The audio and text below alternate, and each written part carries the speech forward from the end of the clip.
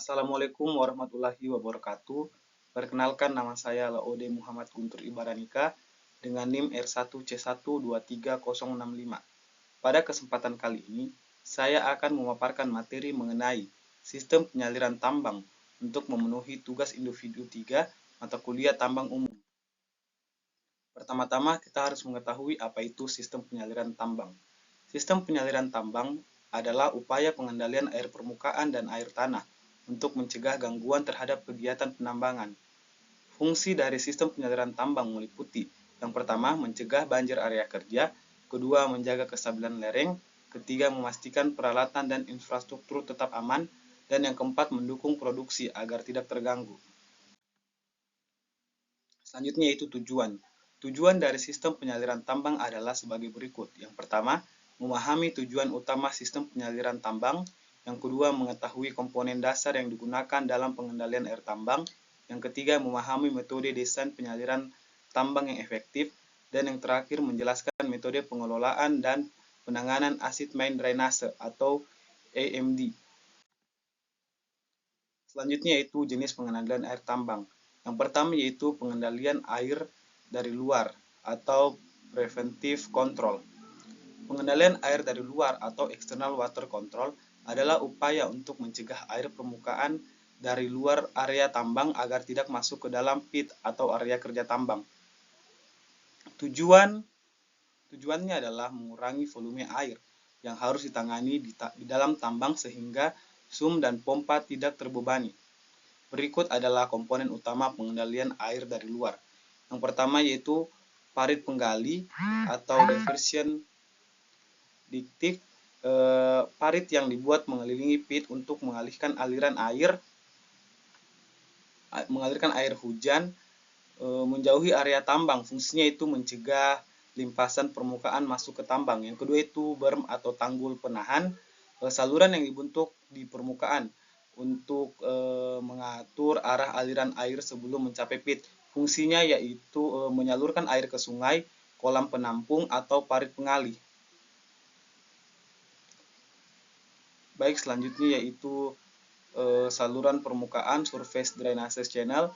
Dan yang keempat itu penampungan lahan, cover atau soil camping, yaitu menutup area tertentu misalnya lereng atau website dam untuk mengurangi infiltrasi air hujan ke dalam material yang rentan menghasilkan air asam.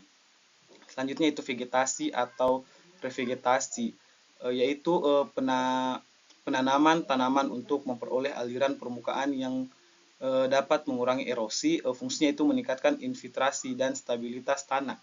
Dan yang terakhir yaitu pengaturan kemiringan lahan, yaitu mengatur permukaan tanah agar air hujan mengalir ke arah yang aman. Fungsinya yaitu mencegah air masuk ke dalam area kerja tambang.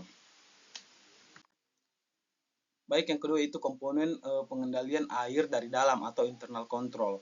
Pengendalian air dari dalam atau internal water control adalah upaya untuk mengeluarkan atau mengendalikan air yang sudah masuk ke dalam area tambang, baik berasal dari air permukaan, rembesan lereng maupun air tanah.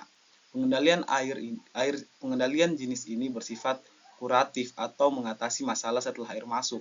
Berbeda dari pengendalian air dari luar yang bersifat preventif. Baik, komponen pengendalian air dari dalam itu terbagi menjadi 6. Yang pertama yaitu sump atau kolam penampungan sementara. Sump adalah cekungan atau kolam yang dibuat di titik terendah pit atau front kerja tambang. Fungsinya yang pertama itu menampung sementara air limpasan dan mengendapkan material halus sebelum air dipompa keluar. Yang kedua itu sistem pompa tambang atau main dewatering pump. Pompa digunakan untuk memindahkan air dari sump menuju permukaan tambang, kolam sedimentasi, atau unit pengolahan air atau treatment plant. Jenis pompa yang umum digunakan yaitu submersible pump, centrifugal pump, dan high head pump. Yang ketiga yaitu ada pipa penyaliran atau dewatering pipes. Pipa penyaliran air hasil pemompaan ke lokasi pembuangan akhir biasanya menggunakan HDPE atau steel pipe.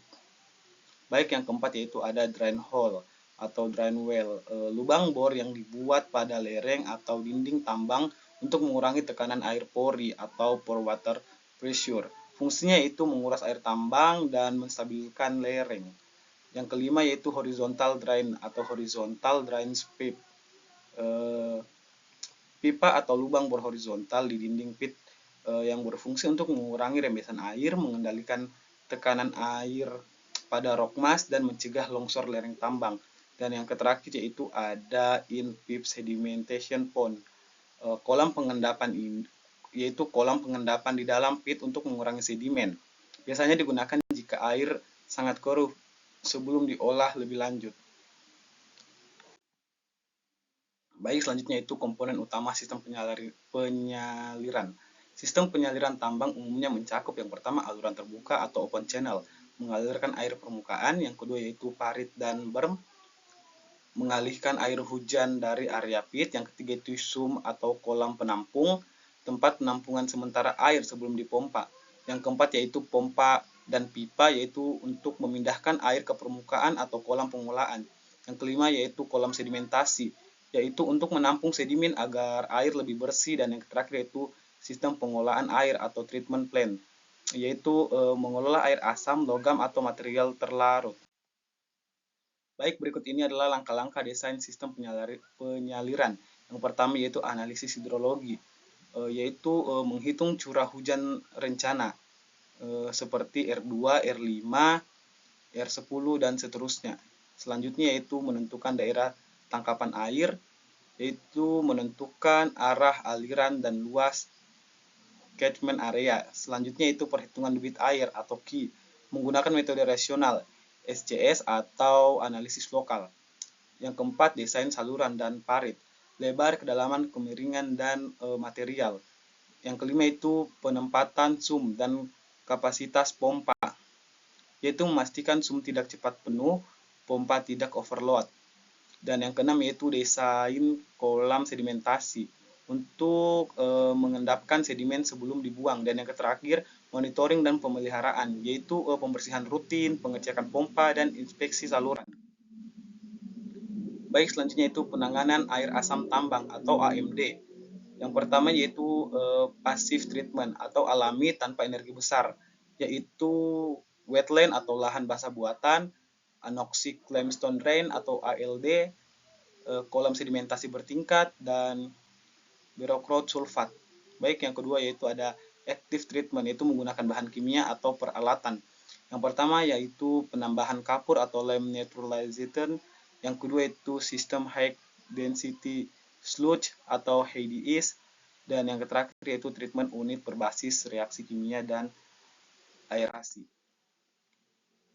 Baik, kesimpulan pada materi ini adalah pengendalian air dalam berbagai pertambangan merupakan langkah penting untuk menjaga keselamatan kerja, menjaga stabilitas lereng, dan memastikan operasi penambangan berjalan efisien. Upaya pengendalian air dilakukan melalui dua pendekatan utama, yaitu pengendalian air dari luar atau surface water control, yang berfokus pada pencegahan air permukaan masuk ke area tambang melalui pembuatan saluran pengalihan, parit pengendalian, embung, bendungan kecil, serta pengaturan drainase permukaan. Yang kedua yaitu pengendalian air dari dalam atau groundwater control, ditunjukkan untuk mengurangi atau mengeluarkan air yang sudah masuk ke area tambang dengan cara pemompaan atau dewatering, sumur penurunan muka air tanah, drainase gravitasi, serta pemanfaatan lubang bor drainase. Kedua sistem ini harus ditetapkan secara terpadu untuk mengurangi resiko banjir tambang, menjaga peralatan tetap berfungsi, serta meningkatkan produktivitas operasi. Manajemen air yang efektif akan mendukung keberlanjutan usaha tambang dan meminimalkan dampak lingkungan. Baik, itulah pemaparan dari saya. Terima kasih atas perhatiannya. Wabillahi taufiq wal hidayah. Wassalamualaikum warahmatullahi wabarakatuh.